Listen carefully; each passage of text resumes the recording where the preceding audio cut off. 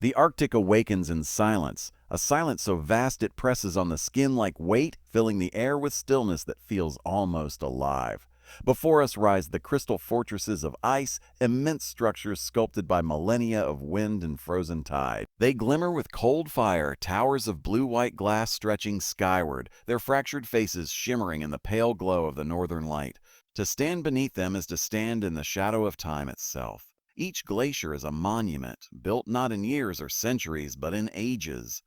Layer upon layer, snowfall compressed into sheets of memory pressed until it became something harder, denser, and more eternal. Scientists read these layers like ancient scrolls, each stratum telling the story of a year, a climate, a storm. But here, in their presence, they are more than data.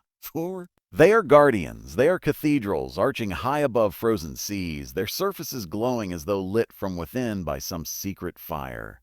The air is sharp, tinged with salt and iron. Wind cuts across the frozen horizon, scattering plumes of ice dust that glitter like shattered stars. From a distance, the glaciers appear solid and immovable, but closer, their surfaces shift with hidden life. Cracks echo through the silence like distant thunder, as if the ice itself is alive, breathing, resting. At times, entire walls collapse into the sea with a roar that shakes the earth, reminding us that these fortresses are not frozen in time. They are moving, evolving, alive in their own slow rhythm. And yet, beneath this power, there is beauty that defies description. When sunlight breaks through the clouds, it strikes the glaciers and scatters into every shade of blue imaginable, deep cobalt, fragile sapphire, ghostly turquoise that seems to glow like trapped starlight. These colors, locked in the ice, come not from pigment but from purity itself, from water so ancient, so compressed, that it allows only the bluest light to pass through.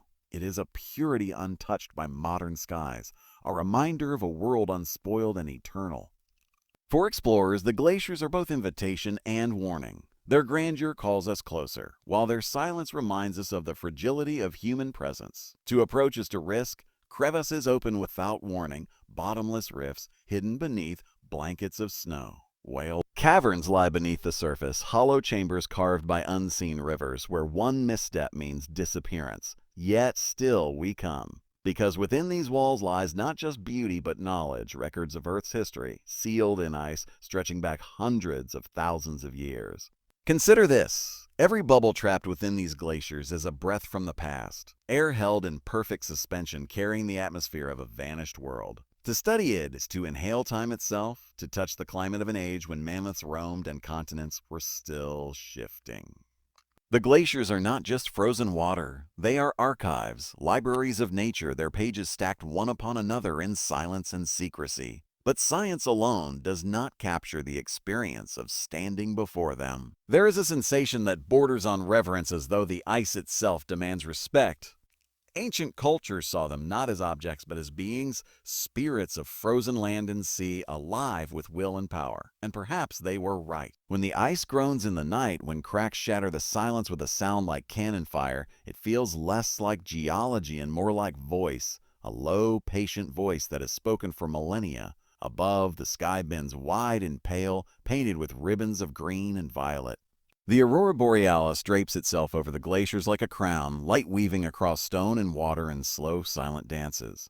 To see it reflected in the ice is to witness two infinities meeting, the infinity of the sky and the infinity of time, captured together in a single, frozen moment. It humbles the mind and quickens the heart, leaving us small and yet somehow part of something immeasurably vast. But this world is not static. Already the fortresses tremble, climate warms, seas rise, and the guardians of the Arctic begin.